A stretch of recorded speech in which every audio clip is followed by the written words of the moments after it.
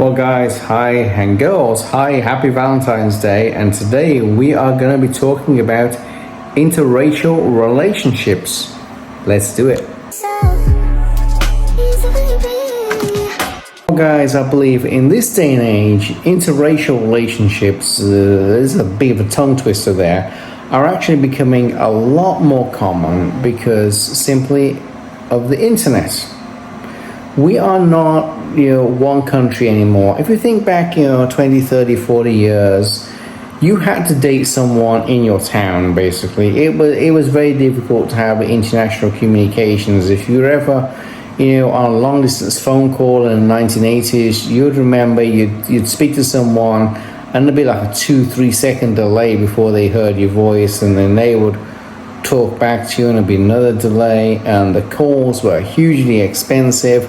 There was none of this instant, real-time communication we have today. These days, we can have a relationship with someone in another country and someone in another continent very easily. You can talk to someone the other side of the world through video chat. It may almost seem like, that person's right next to you. And you can at least, if you don't have a good video chat, you can at least call them for free. So that has spawned a lot of interracial relationships now, because people can connect with people in different countries that they didn't even know about before. Honestly, 30, 40 years ago, I had no clue about the Philippines. I didn't know where it was. That side of the world was a complete blank slate to me. I ended up marrying a Filipino, but I had no clue about the Philippines, where it was, anything about their culture, or anything like that. But I realized I fell in love with the people. I fell in love with one particular person. And that's how my interracial relationship started. But guys and girls, there are ultimately going to be a lot of problems with these relationships. I'm going to be completely honest with you, because you are dealing with people from two very, very, very different cultures.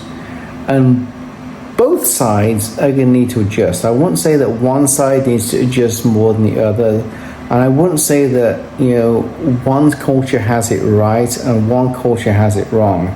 We are talking about a blended culture here. So you get the best part from my culture, you get the best part from the Filipino culture, and you blend them together, because there are some things in each culture which nobody particularly likes. There are some things in the history of each country that no particular person likes as well. And we have to, the good thing about an interracial relationship is we can take the good parts out. The bad thing is, there are some bad parts as well that you have to accept. One of them may be, and this is very generic, one of them may be, the late night phone calls, or, having to support people in other countries. In some cultures, it is recognized that you support your elders no matter what. They supported you when you were young. Now you're older and you're an adult. Hopefully you're a responsible adult. Guess what? It's now your responsibility to support them. That is very popular in the Asian culture, to support your elders because they supported you growing up. That may mean that you're sending globs and globs of money over to another country, and you may be, as a Westerner, scratching your head saying, why am I sending all this money over to someone who I barely know, who I barely met, who is now basically a relative of mine? Why am I having to do this? Because in the Western culture, you usually, especially these days, you usually really don't do that. The other thing is family dynamics. The family dynamics between the two different cultures may be very different. In some cultures, the kids stay around for a very, very, very long time. In a lot of Western cultures now, as soon as the kid is 17, 18 years old, the kid is basically, kicked out of the house and said, okay, you're 18 years old now, go out there, get a job, make some money. If you don't get out of the house, you're going to pay me rent. Right or wrong, that is the Western way sometimes. And there's positives and negatives to that. I don't particularly think it's a particularly helpful aspect of our culture. But there are other cultures where the kids stay in the house forever and ever and ever and ever and ever, and almost never get kicked out. Now, is that positive and helpful? That's also probably not that helpful, not that positive as well, because eventually everybody in this world has to, at some point, stand on their own 2 feet and start moving forward on their own. So that's one thing you have to adapt to. And some members of your family may simply not want to talk to you because you have a relationship with someone from another culture and someone from another background, someone who's maybe a little bit different to you. They may completely shun you and say, I don't want to communicate with you ever again because you chose to marry that person. And yeah, that sucks. It completely sucks. But you have to accept that, that's the way they are, and they may not particularly be racist. It may be just their point of view, basically. You have to accept that's the way they are, and you have to stick with your values, not really listen to their values. And I have to say, the food is another problem. Yes, your spouse may bring some good foods into the relationship once in a while. But then when your spouse has some weird, God only knows what, fish concoction brewing on the stove for half a day with eyeballs floating up looking at you, you may wonder, what on earth is going on in my life at this point? And is he really gonna eat that thing that is on the stove right now? Yeah. Because what I find in the Western culture is we pre-package a lot of things. We pre-package everything, basically. We do not like being exposed to the fact that is an animal we're eating. Everything's pre-packaged, processed, yada yada yada. And we don't like to be exposed to the fact we're eating an animal. When someone starts making something weird in our kitchen, and we look at it and we see, an animal sitting there, it kind of sometimes sets off alarm bells.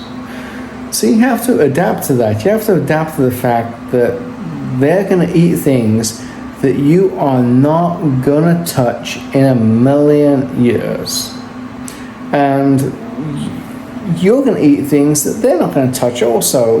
It's 6 of one, half a dozen of the other. What is good to them may not be good to you, and what is good to you may not be good to them. But try and find a middle ground. Try and find a food that you can both agree on and that you can both like, so you can actually eat meals together and not have the additional complexity of making 2 meals at once or whatever. Also, I would say that love is very different between cultures as well. And this comes almost back to the pre-packaged, disposable kind of way the West has had for a number of years now, which is not good. The Westerners kind of view love as, well, it's one of those things, and they can't really put their finger on it. They may celebrate anniversaries and stuff, and Valentine's Day and this day if you're lucky, but the Westerners are not in love every day. Some cultures are, and some cultures have no clue what love is whatsoever. So you have to adapt to that. You have to adapt completely to that.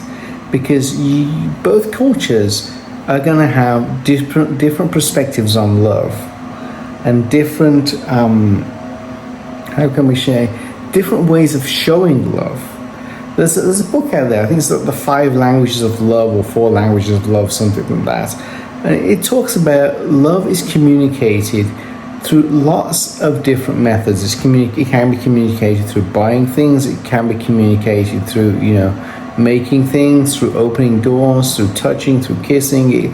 Love can be communicated a whole bunch of different ways. The problem is that every culture on this planet has a different way of expressing love, and it can even change from person to person as well. So don't go around because the person's a little different thinking you're not loved. I'm sure you're loved. And also, try to adapt to the other person's way of loving and way of thinking. If the other person wants to feel appreciated and loved every day of the week and every day of the year, then you're going to have to adapt to that behavior. Anyway, guys, I hope you've liked this video on interracial relationships on interracial Valentine's Day. Click down there, like, share, and subscribe, and I'll be back with more tongue twisters real soon.